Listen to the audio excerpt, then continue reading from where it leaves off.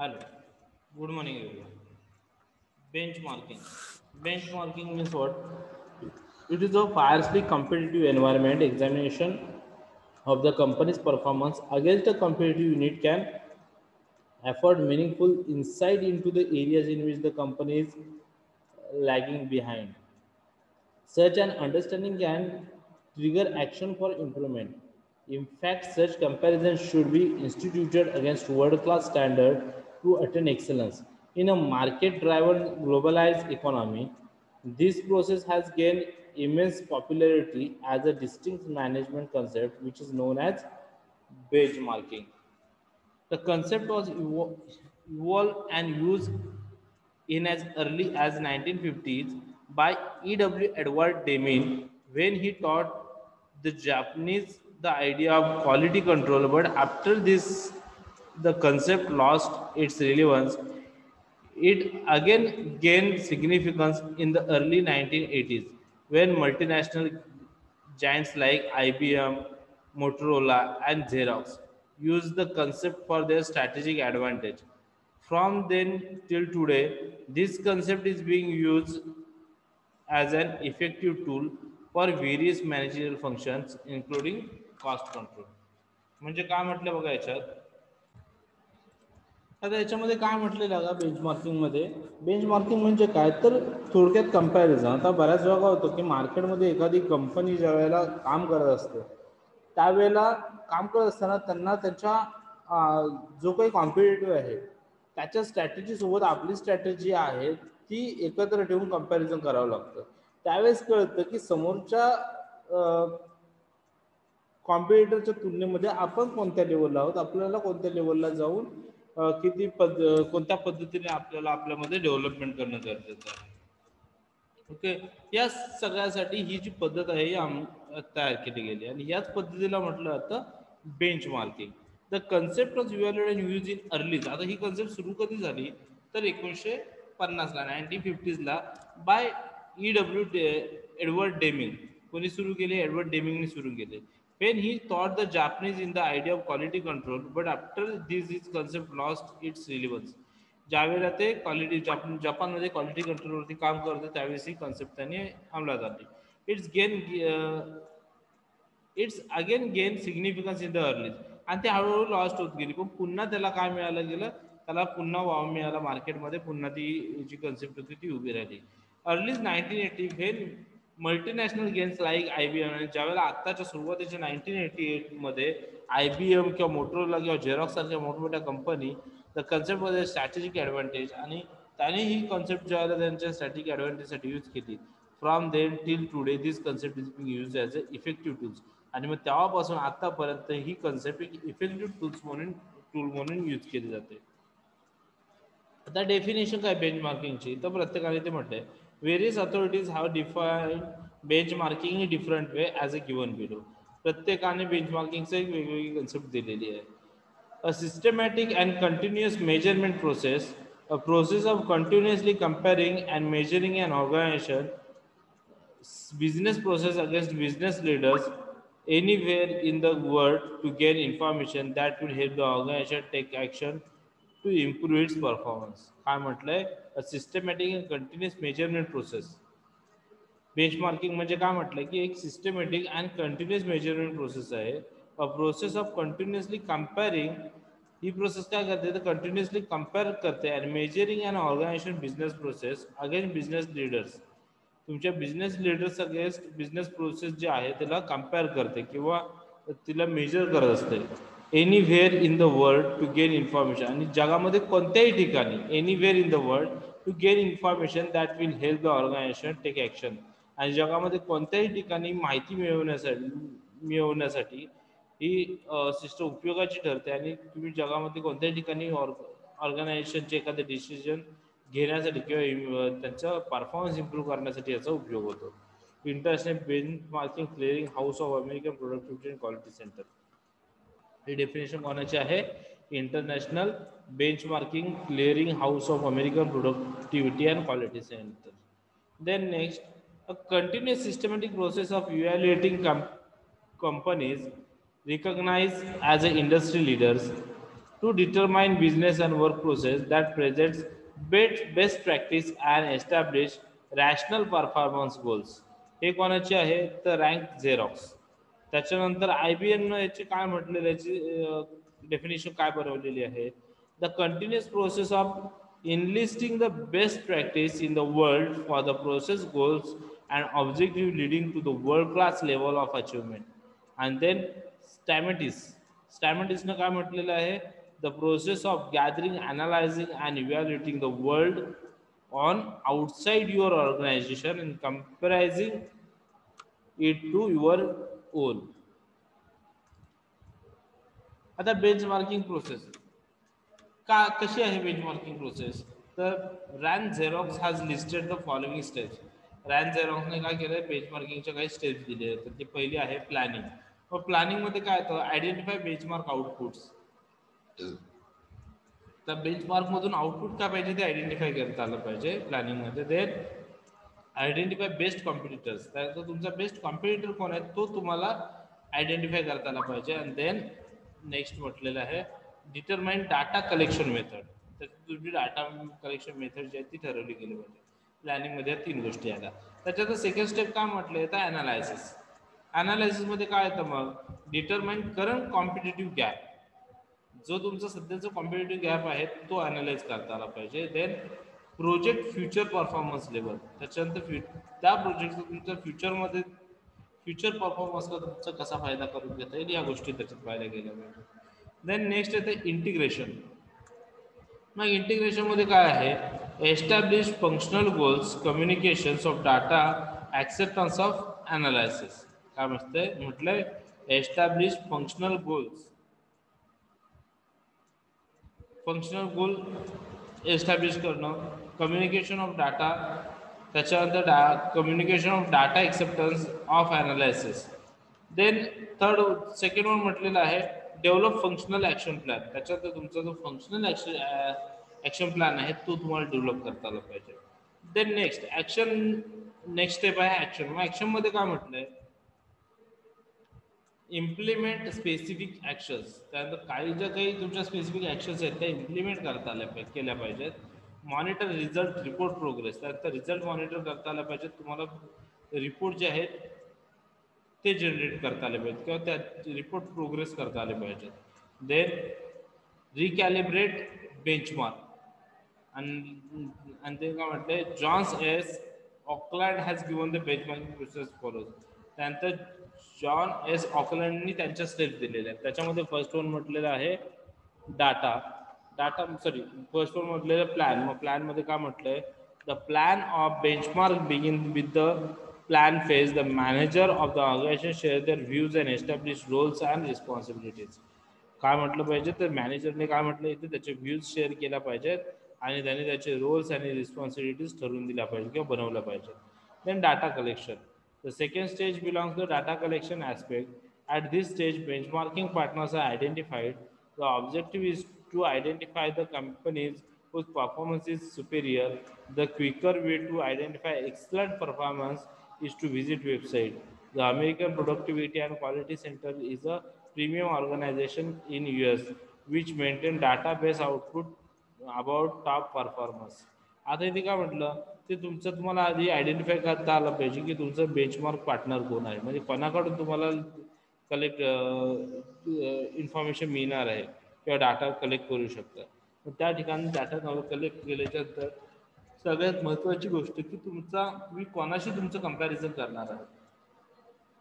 तुमच्या कंपॅरिझनला कोणती कंपनी मार्केटमध्ये अवेलेबल आहे की ज्याच्याशी तुम्ही कम्पेअर करू शकता. सो अशा कंपनीचा डाटा कलेक्ट करणं. सो इथं डाटा कलेक्शनमध्ये.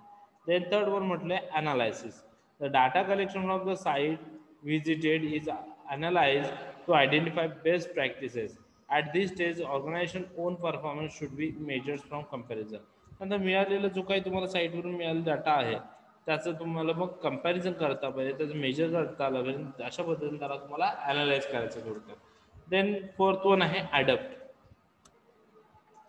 मग ॲडप्ट मध्ये काय येईल at this stage the manager attend the feedback session where all the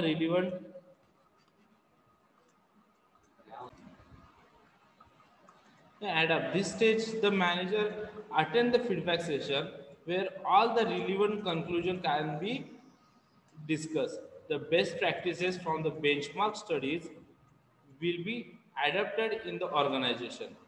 आता याच्यामध्ये काय म्हटलंय, in this stage manager attend the feedback session. जे काही फीडबॅक सेशन आहेत कस्टमर सोबतचे ते काय आहे, तर मॅनेजरने अटेंड केले पाहिजेत, where all the relevant conclusion can be discuss, की ज्या ठिकाणी सगळे काही तुमचे कन्क्लुजन आहेत त्या रिलेटेड ते डिस्कस केले जातील. Then the best practices from the benchmark studies will be adapted in the organisation. आणि त्याच्यानंतर तुमच्या ह्या सगळ्यातून मिळाले जे बेस्ट प्रॅक्टिस आहेत, बेस्ट रिझल्ट्स आहेत, ते तुमच्या बेंचमार्क स्टडीमध्ये इन्क्लूड करता आले पाहिजे. सो त्याला म्हटलं ॲडेप्टेड इन द ऑर्गनायझेशन. देन म्हटलं आहे competition review, sorry completion review. Completion review म्हणजे काय, the manager assess the performance of the benchmark area of operations and decide on the what action are required to sustain improved performance. Best practices data may be created in the organization which is shared among the members of the organization. काय म्हटलं, the managers assess the performance of the benchmark area of operation. The managers assess the performance of the benchmark area of the operation and decide on what action are required. त्याच्यानंतर काय म्हटलं की त्यानंतर decide करायचं की तुम्हाला कोणती action घेणं गरजेचं आहे to sustain improve performance. So तुमचा परफॉर्मन्स इम्प्रूव्ह करण्यासाठी तुम्हाला कोणती ऍक्शन घेणं रिक्वायर्ड आहे.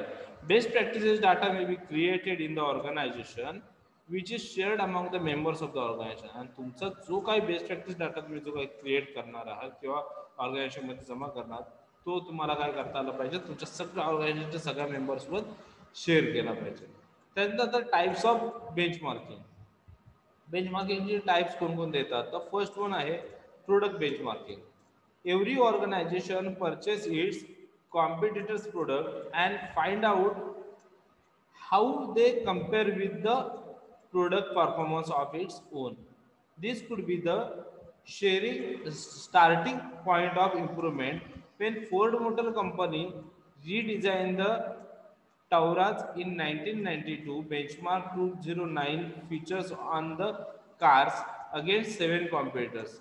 Then the company could excel the higher standards set by the any of the rival. Product benchmarking. Every organization purchases competitors' products and find out how they compare with the product performance of its own.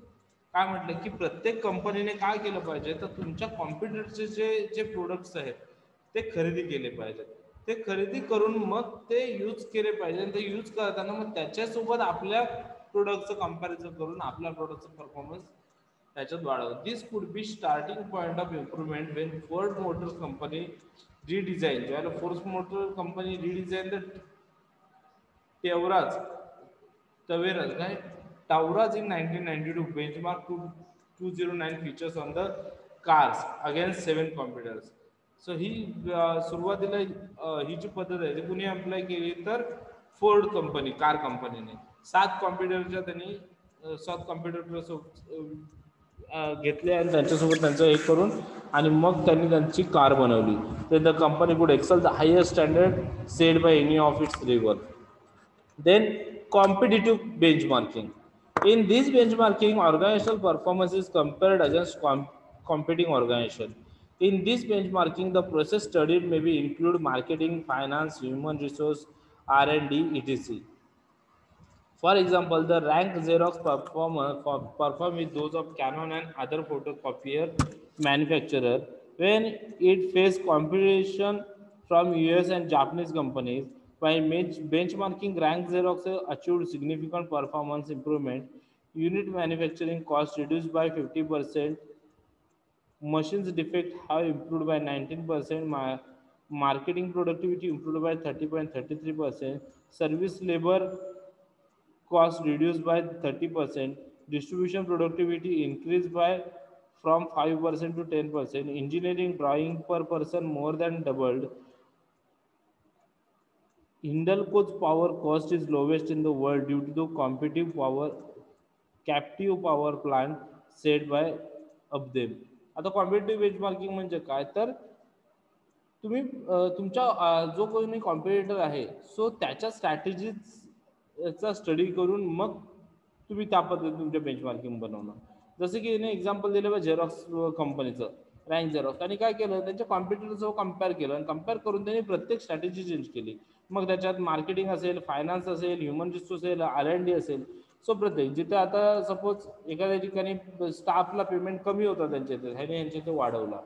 त्यांच्या इथे मार्केटिंगवरती खर्च कमी करत होते, ह्यांनी मार्केटिंगचा खर्च वाढवला. सपोज त्यांच्या इथं प्रोडक्शनवरती खर्च जास्त करत होते, ह्यांनी त्याच्यापेक्षा जास्त वाढवला. सो अशा पद्धतीने त्यांच्या जो कोणी कॉम्पिटिटर आहे त्याच्याशी कॉम्पिटिशन त्याचा स्टडी करून त्यांनी आपापल्या आपल्या स्ट्रॅटेजीमध्ये चेंजेस करत गेले.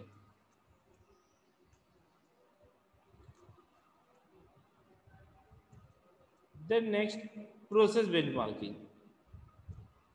आता प्रोसेस बेंचमार्किंग मध्ये काय म्हटलं, in this case business process is benchmark with the competitors process. When airlines wanted to improve their runaround time, they compared the performance with the pit crew of Formula One races, since it is well known that they are best in the world. Hospitals in US compare their patients management system with guest management practice in hotels. American Express credit card division compares its documents handling process with that of our courier company. Citibank India instituted a benchmark exercise in respect of HR practices with those of Hindustan Liver Limited. Cadbury India benchmark its distributions and logistic functions with Nestle and Hindustan Liver Limited. For supply chain management, the best practice would be that of Mumbai Dabbawalas, which has on universal acclaim. Process benchmarking म्हणजे एखाद्या कंपनीच्या process चा study करून मग तुमचं हे करणं. In this case business process is benchmark. या केसमध्ये काय केलं तर बिझनेस प्रोसेस बेंचमार्क केली जाते with the competitors process when airlines wanted to improve their turnaround time. जर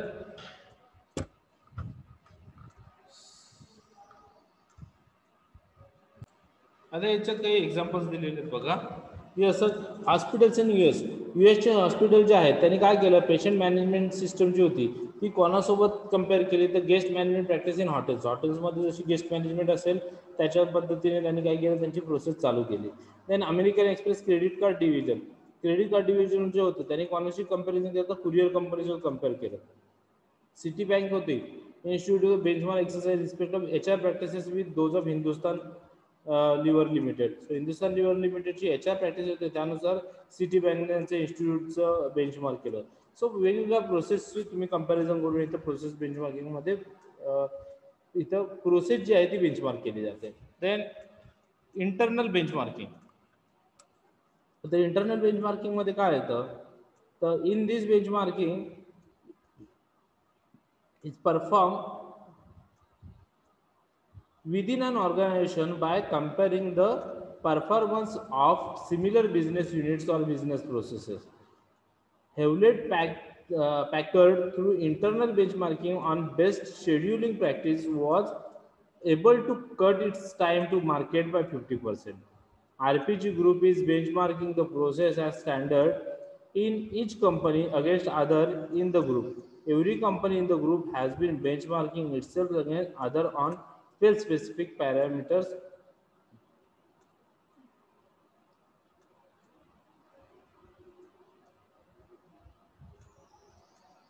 आता याच्यामध्ये काय केलं तर बेंचमार्क कोणाशी केलं जातं तर similar business units or business process. So तुमच्या सेम असणाऱ्या बिझनेस युनिटची किंवा बिझनेस प्रोसेसची इथे बेंचमार्क केलं जातं. मग याच्यामध्ये त्यांनी काही स्पेसिफिक पॅरामीटर्स दिलेले आहेत की जिथे बेंचमार्क केलं जातं. फर्स्ट वन जसं purchase management. So purchase management, inventory management, insurance optimisation, receivable management, market research, financing, value engineering, energy saving, demand forecasting, make or buy, register management. So या सगळ्या गोष्टी त्याच्यात आल्या. त्याच्यानंतर येतं strategic benchmarking. It is a systematic process for evaluating alternatives, implementing strategies, and improving performance by understanding and adapting successful practices from external partners. It helps to develop a vision of a change organizations. Core competencies that will help sustain competitive advantages, targeting a specific shift in strategy etc.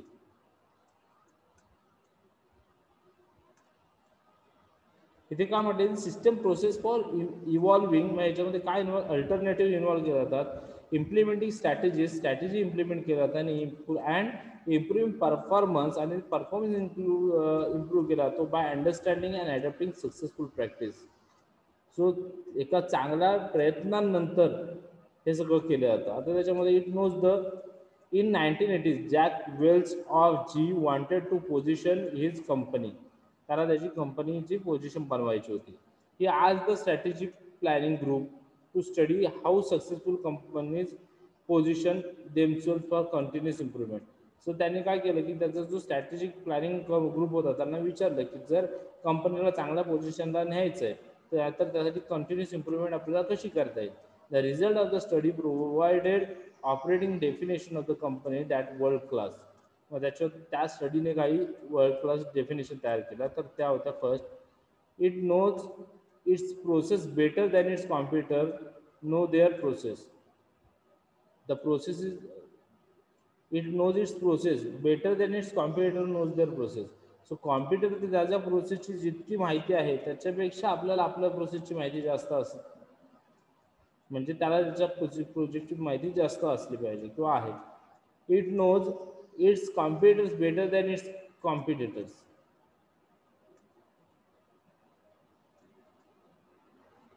त्याला अजून एक माहिती करून घ्याय म्हणजे त्याला हे माहिती हवं आहे की त्याचा जो कॉम्पिटिटर आहे तो त्याच्या कॉम्पिटिटरपेक्षा पण बेटर आहे. Then it knows its customers better than its competitor.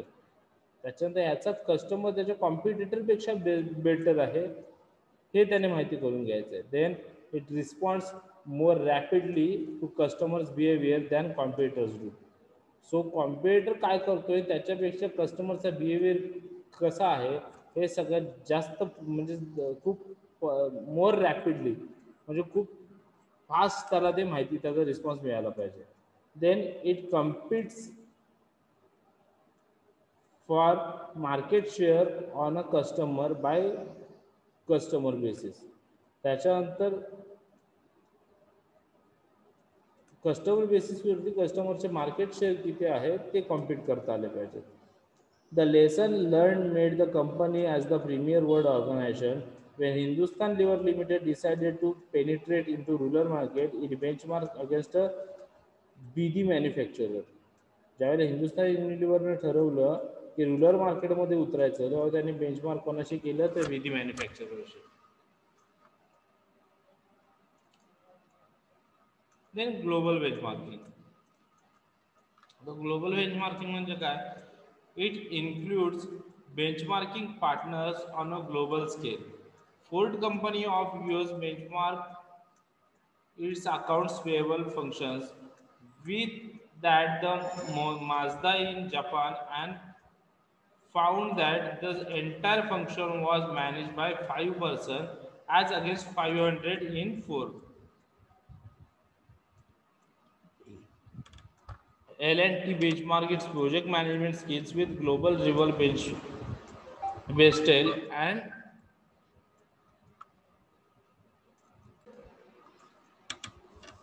L&T benchmarked its project management skill with global rival Benchet and for Daniel Corporation of US, assisted by McKinsey Co. Then Dotsman used benchmark for their CAD, CAM proficiency and ability to handle bill of material. After identifying the gaps, L&T bridge the gap training and external recruitment. Then WITRO, World Association of Industrial and Technological Research Organization, undertook global benchmarking in 1994, covering R&D organizations from Asian, African, European, and American subcontinents. The exercise was about organizational process and practices. Global benchmarking म्हणजे काय तर थोडक्यात तुम्हाला तुमची global लेवलच्या कंपनीसोबत तुम्हाला benchmark करायचं आहे. It include benchmarking partners on a global scale, global level. Okay then आता याचे इलिस्ट्रेशन काही दिलेले आहे. त्यातलं इलिस्ट्रेशनचा पहिला इलिस्ट्रेशन पाहिलं तर त्याच्यात काय म्हटलंय, a company is a considering a cost saving project. Company is considering a cost saving project. This involves purchasing a machine costing rupees 7,000. It will result in annual saving for the next 5 years. काय म्हटलंय, company is considering a cost saving project. कंपनीने cost saving project consider केलाय. दिस involve purchasing machine costing. त्याने काय केलंय तर machine costing जी काही आहे परचेस करणार ती ₹7,000.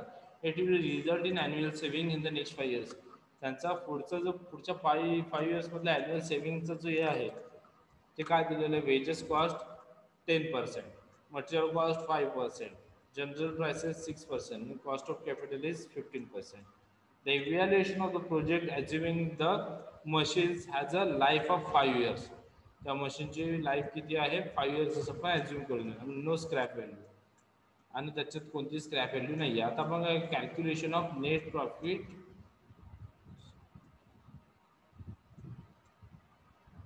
नेट प्रेझेंट व्हॅल्यू आपण कॅल्क्युलेट करूया त्याची. सो फर्स्ट वन काय करूया, labour cost.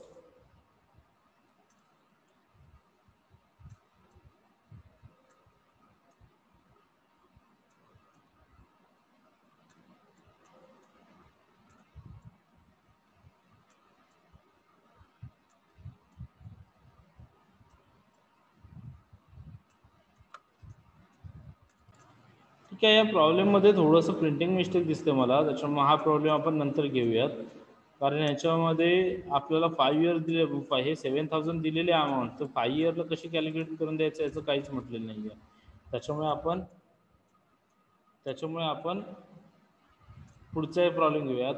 The housewife is looking at ways of producing domestic hot water and consider two possibilities: an electric immersion heater having an installation cost of rupees 160, an estimated annual electronic charge of rupees 200, and a gas boiler with the installation cost of rupees 760 with annual fuel bill of rupees 80.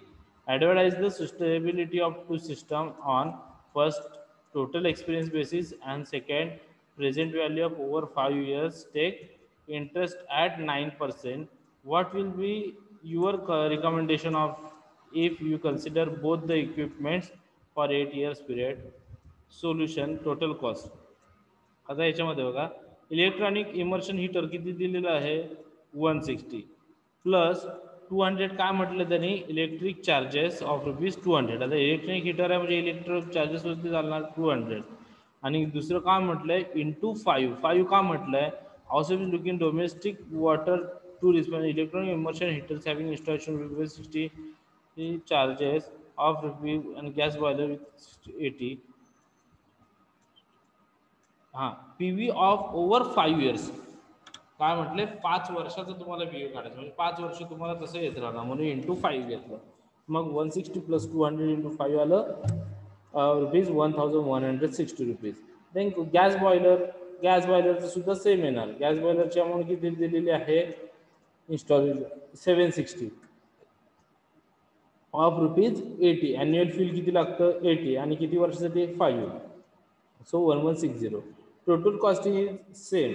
Hence any one can be purchased. आता P V basis कशी find out केले जातं, तर आपण जसं मागच्या वेळेस काढलं पी व्ही ॲट 9%. सो आपला पी व्ही रेशो काढला. Electronic heater operation cost. आता इलेक्ट्रॉनिक हीटर ऑपरेशन कॉस्ट कशी काढली गेली बघा,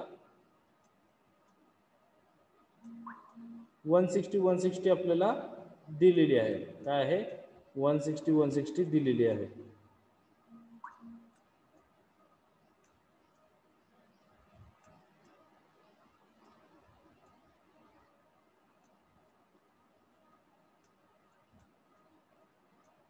सेवन सिक्स्टी सुद्धा तुम्हाला दिलेली आहे. आता आपल्याला कॅल्क्युलेट करायला लागेल.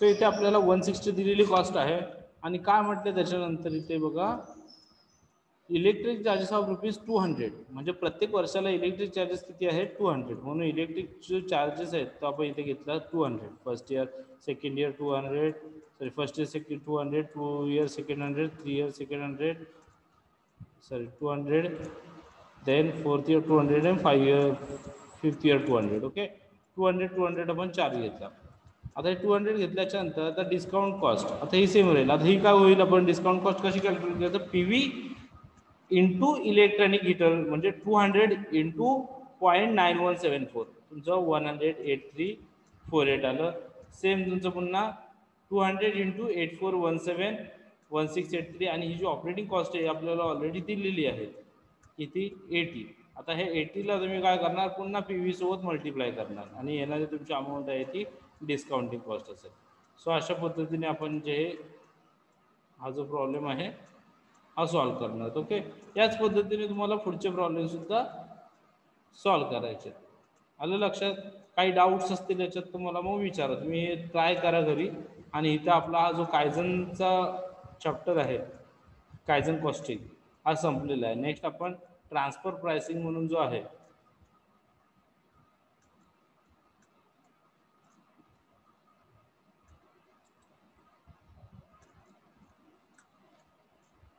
जो ट्रान्सफर प्राइसिंग आहे तो आपण नेक्स्ट लेक्चरला पाहूयात